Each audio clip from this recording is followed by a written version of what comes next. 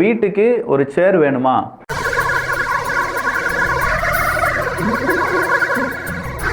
கண்டிப்பா நீங்க என்ன செய்யுங்க, நாளைக்கு திமுக அதிமுக ஏதாவது ஒரு பொதுக்கூட்டம் நடத்துவாங்க, அங்க நிறைய சேர் போட்டிருப்பாங்க. சரிங்க.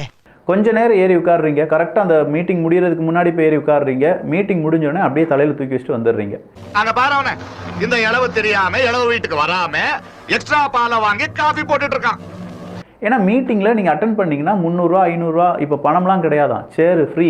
5 நிமிஷம் வாரீங்க இருக்கீங்க போறீங்க, காசு ஒண்ணும் கொடுக்க வேண்டாம். எங்கங்க இங்கேதான். நாளைக்கு பஸ் ஆட்டோ ஏதாவது போச்சுன்னா அந்த ஆட்டோவை நீங்களே வீட்டுக்கு ஓட்டிட்டு வந்துடலாம் அப்படின்னு கூட சொன்னாலும் சொல்லுவாங்க. முதல்ல நான் கேட்டதுக்கு பதில் சொல்றாங்க.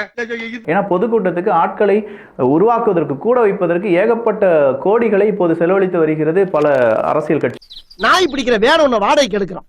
ஒரு 4 தெருவை 2 பேரும் சேர்ந்து சுத்துறோம் தூக்குறோம். சென்னை வேளச்சேரியில் திமுக மூத்த பேச்சாளர் சுபவி பழனியப்பன் தலைமையில் நடைபெற்ற திமுக பொதுக்கூட்டத்தில் கலந்து கொள்ள பெண்களுக்கு 300 ரூபாய், ஆண்களுக்கு 500 ரூபாய் என பேசப்பட்டுள்ளது. அடுத்த வட்டில இந்த சில்லறைக்கெல்லாம் நாங்க நடிக்க மாட்டோம். அமௌண்ட் பெருசா இருந்தா தான் நடிப்போம். பேசிய தொகையை வழங்காததால் பிளாஸ்டிக் நாற்காலியை எடுத்து சென்ற திமுக கட்சியினர். நாங்கெல்லாம் வாக்கு மாற மாட்டோம்னே. 17 வருஷமாவா? அப்ப 17 வருஷமா கொண்டு போயிட்டா இருக்கியா நீ? தமிழ்நாட்டில் இப்படி ஒரு மனநிலைமையை வளர்த்து இப்படி ஒரு கூட்டத்தை கூட்டி நாங்களும் பெரிய கட்சிகள் தான் அப்படின்னு சொல்றதுக்கு இந்த மாதிரியான கட்சிகள் தேவையா? இந்த நாய் நாட்டுல இருந்தா என்ன எரிஞ்ச என்ன? பாத்தீங்களா ஒத்த எலும்பு வச்சு நெளியறத ஒடிஞ்சிரும்டா. இல்ல மாற்றம் மக்களிடம் வர வேண்டுமா? உங்களுடைய கருத்துக்கள் இங்கே வரவேற்கப்படுகின்றன.